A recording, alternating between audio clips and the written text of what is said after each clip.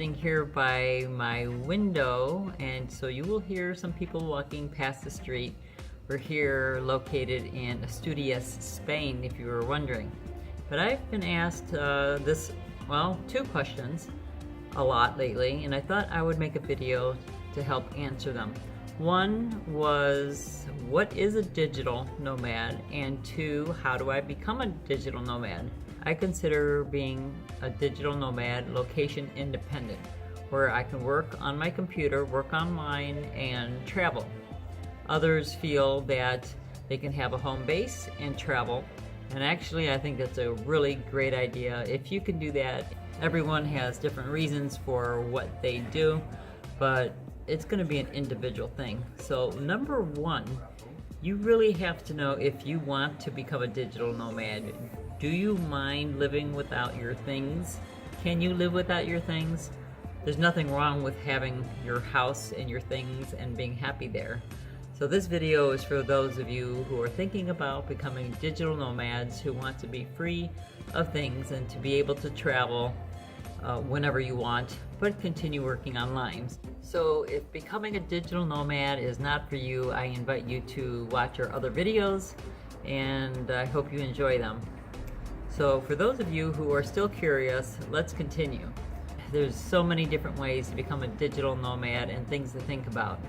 But number one, and this number one is for about anything that we've decided to do in our lives, and it's downsizing, decluttering, maybe minimalizing your life. It's much easier to travel full time and work online when you're not worrying about your stuff that you have left behind. Because either you have an apartment or you have a house that you either have to decide if you're going to keep it. Are you okay with all your stuff sitting there? Is it safe?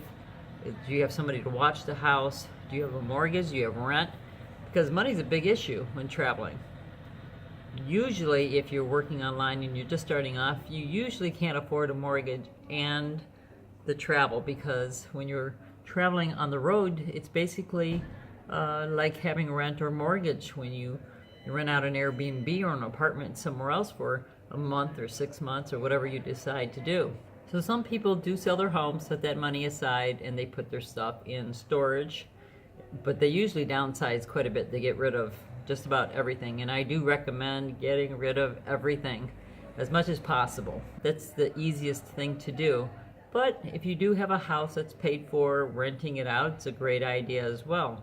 Again, that's a personal preference. Some people decide to sell their home and invest that money. Some people decide to keep that money as an emergency fund or just keep it for later when they're done traveling, because eventually you might get tired. Either you get too old or something happens where you just don't want to continue traveling, so you might want to repurchase another home or who knows what. So minimalizing, number one. Have a yard sale, garage sale, Craigslist, sell your stuff on eBay. It's a great way to get extra cash as well for your trip, because starting off you're going to make a lot of mistakes, and it's okay, it's expected, it's going to happen. And the other thing too that people have is fear, because fear of the unknown is a big deal. Not knowing, like, how does this work? Especially if you're starting from scratch. If you don't even work from home and you never had an idea what to do to start with, you got a lot of homework to do. You need to educate yourself, because just selling your home, getting your suitcase and going out into the world, that's not making you any money. So you have to learn how to make money online. And when you decide you want to become a digital nomad, you have to really, really want it. Because if you don't really, really, really want it, it's not, in my opinion, gonna work out, because it takes everything you have. It takes all day, every day, for a couple years or longer just to get it off the ground. You gotta study, you gotta keep changing with the technology, with the social media, because social media is heavily used with the online businesses, so you have to know how it works. And I'm still learning as I go, because it keeps changing. As soon as I learn something, there's something new, and I've got to learn that. There's different reasons why people want to do it. For us, it's to educate our children, to open their minds to different cultures, different languages, and of course, we just like to travel, but it's not a cheap thing to do. You will want to make your own budget, of course, on what you can and can't afford. But before all that, you have to educate yourself. What are you going to do to make a living online? There's so many things to do. There's some people who find jobs online. I don't know a whole lot about it, but there's lots of videos out there where you can find a job online. There's freelance work. So I don't know, whatever it is that you're into, what you're good at, try to use that. Find something that you're passionate about. What do you love to do? And try to work that into your online businesses. Again, social media is huge. Making YouTube videos is a huge help, and it's not so much for the advertising dollars that a YouTuber gets, the ads that run across the bottom. We make a little bit there, but YouTube's a great way to get across your message, whatever it is. Some people are into art, and others into bodybuilding, and others into writing, and oh, it goes on and on. You know, if you're watching YouTube, that there's all kinds of topics. So whatever it is that you love to do, you could talk about it. So it's a great way to meet people, great friends from all over the world. Some other ways to make money other than selling off your stuff, because once that's done, you're going to have to continue, obviously, to make money online. So you're going to want to grow your business. Now, if you already know what you want to do and all that, you might want to find an accountant that is familiar with the online business world. And I do recommend you watching Tim Schmoyer and Daryl Eves and Roberto Blake, my top 3. Oh, I have so many more, but those are the 3 that I recommend off the top of my head right now, that you should watch all their videos. They will tell you how to grow a YouTube channel, because it's a lot of work. You have to learn to edit. So these are the things you have to be willing to learn. If you're not tech savvy, like I didn't know how to use my phone. I could barely answer it, let alone use it to record and then edit videos. So it took me a lot of hours every day for the last couple years on YouTube, and I've been working at home for a long time, so I had an idea of how to work from home, especially not social media. That's something new to me in the last 2 to 3 years. So I put a lot of time in, so it's not something you could just pack your bags and go and make money. Of course, you younger folks learn a lot faster than I do, so maybe you can, but not me. It took me a little while, and I'm still learning as I go. But besides the freelancing or finding a job, a regular job, or earning from YouTube ads, becoming an Amazon affiliate, for example, with Amazon, is a great way to earn extra. You can do unboxings, reviews, but you must be honest with your audience, because they do become your friends, and they're not going to trust you if you don't tell them the truth about how you feel about something. So if you really like a product, you're going to be telling your friends anyhow, so it doesn't cost them anything extra for them to shop on your Amazon store link. So, and I'm sure they're happy to help you, so that's not a big deal at all when doing a video like that. You do an unboxing, you do the review, you tell your friends if you like something or if you don't, and you can watch a lot of those videos to get an example if you want to do something like that. And then there's a lot of digital nomads who have blogs as well. That's something that a lot of people like to do, and they will run ads on their blogs, so they earn a little bit off of the ads on their blogs as well as their YouTube channel. And then of course they share those videos on Twitter, and then they can share pictures or whatever they're into on Instagram. And if you like photography, that's a fun thing to do. Also is share your photos on places like Shutterstock. You can make earnings with videos and pictures, which are used by people who need pictures or videos for commercials, advertising, magazines, websites, blogs, whatever the reason they need it. Again, it's not a quick, rich scheme. It's going to take years, a couple, 2-3 years minimum, with you learning and spending all day, every day, learning about it. So for us, that's Rick's job, because I just don't have time to get into all that. So he's really into it, so that's what he does. And if you have a partner, you need to find out, do they want to be a digital nomad as well? Are they willing to put everything they have into this? Because if not, then it's going to be a little bit of an issue. And if you got kids, are they wanting to do this? If so, are you going to homeschool? What's your plan? So you have to figure that out as well. If your kids are grown, you don't have to worry. If you're young and single, you don't have to worry about that either.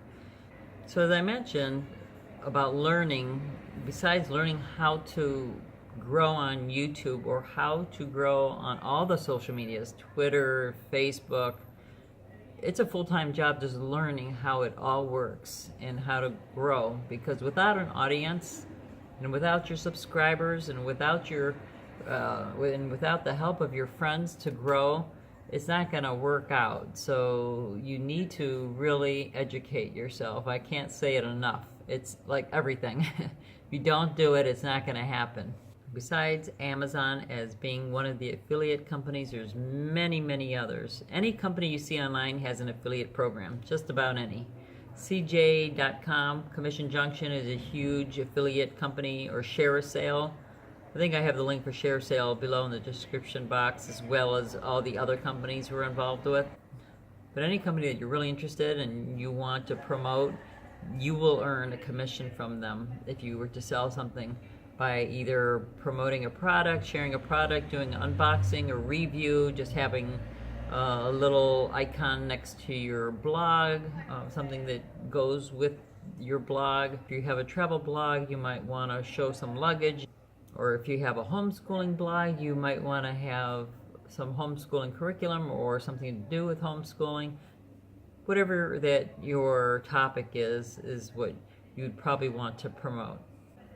Now, this is not going to be something you're going to be wanting to hear, but you will fail at first. And when I say fail, I don't really mean fail, because if you never give up, you don't fail. You just keep going. You can't fail if you don't give up. That's my way of thinking. So you're just going to see that sometimes things aren't working the way you're doing it. So don't blame other factors and try to look at what you're doing, try to see where you could fine-tune that. Don't just give up. If it's something you really like and whatever it is that you're doing and you're like, it's just not working, I don't know what I'm doing, don't give up, because usually it just is something you need to tweak. You just need to learn more. There's sites where you could pay to learn online, but I gotta be honest, there's so much information on YouTube that I would definitely start there, because you don't want to be spending more than you have to when first starting. But when you feel like you're really going to do this, you're starting, you're learning, you start making some money, I would definitely invest in yourself, in your business, and make sure that you have what you need. But if you're traveling, you need to travel light. As you know, we all travel, the four of us have been traveling with one carry-on and one personal bag, and even that's too much. I want to get down to one bag each, or even less, but I think it'll probably end up with one bag each. But you can't be dragging stuff around, because it's just very stressful and difficult, and you don't need all the things. You should try, a matter of fact, if you can, for fun, try living out of a small carry-on that would fit on an airplane, and just pack it up. You can stay home, you don't need to actually go somewhere, but put all your stuff in there. So who's up for the challenge? Can you do this?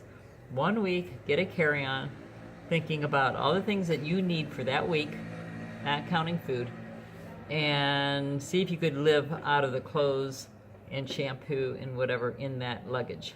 Of course, when you're traveling, you could buy shampoo, but as you're traveling along, if you're traveling quickly, you can't be lugging around shampoo, conditioners, hot irons, blow dryers, and all that. I do prefer slow travel, where you stay in one place for at least a month or longer. The first 3 months that we were traveling was just way too fast, but that was intentional. We had plans on what we needed to get done before going overseas, but now we're staying put for 3 months, and then we'll see where we go from there. But definitely slower travel, I think, is more affordable. Number one, you're going to get a better rate wherever you stay, because that's just how it is. At least that's what I've seen so far. So yeah, so just let me know if you did this challenge. 1 week, living out of your luggage. Here's one carry-on. Yeah, so comment below, let me know after 1 week, living out of one carry-on, how you did. Were you able to survive? If so, then you're on the right track. And if not, maybe you've got to figure out if this lifestyle is for you and if it's something you want to do. Of course, there's many people who also are digital nomads, but they live out of RVs and they travel around the United States or around Europe. You can carry quite a bit more that way. So if that's something you're looking into, that's another story. You can carry a little bit more. But even so, I would still try to narrow it down to one carry-on, because even though you might want to be in the RV, you're still not going to need anything more than that for clothing anyhow. And of course, as your YouTube channel grows and as your social media accounts grow, you'll be approached by sponsors and you'll have to decide if you want to work with them or not. So anytime you see something here on this channel that I'm promoting, it's because I like it or I know it's a good product. If I'm not familiar with a product and I haven't tried it myself, you're not going to hear about it here. And I suppose something that we have to think about is, what do we want in life? I think we can have it all, but not all at once. My sister said that to me once, and I said, boy, that's so true. You could have it all. You could have your kids, you could have your house, you can have a job, but you could also have your freedom, maybe your RV, or living out of your carry-on and working on your computer, working the hours that you want or working how you want. Even though we're working all the time, I could stop for a moment and go visit family or go do something and then come back to my work and work a little later at night or a little earlier in the morning. So I love the flexibility. That's what I love about it the most. So that's something you have to decide at this time in your life. What is it that you want right now? And right now, maybe it's not a thing that you want, but maybe in the future it is. And if so, it's a great time to start learning about how it all works now, because it does take time. So if you have any interest and you're not a digital nomad at this time, but you're interested in the future, start right now. So start learning right now on how you can work online, and that'll give you plenty of time. So by the time you get around to actually becoming a digital nomad, you'll have your businesses up and running and making money, so you could travel and enjoy the lifestyle that you want. The other question that I get asked a lot is, how much do you make? And I always say, it doesn't matter how much I make, because how much I make has nothing to do with how much you can make or how much you need to make. Every family is different. We're a family of 4. Some people are happy to live out of their backpack, camping, tenting, whatever you want to call it. Some people are happy living out of hostels, hitchhiking. Some people live out of their vans. Some people live out of RVs. Some people need 5-star hotels. So it all depends on what you think is comfortable for you and your family, is how much you need to make, and how much you will make all depends on how into it you are and how much you educate yourself and how much time you spend doing it. And it just takes time. It really does. It just takes time and a lot of effort and a lot of determination. So if you have all that, it will work out. Just don't give up. You'll get there. It takes a little time. Well, thanks for watching. I hope you enjoyed this video. If you have any questions, comment below. Thumbs up. Please share. Don't forget to subscribe. And don't forget to live a passionate life.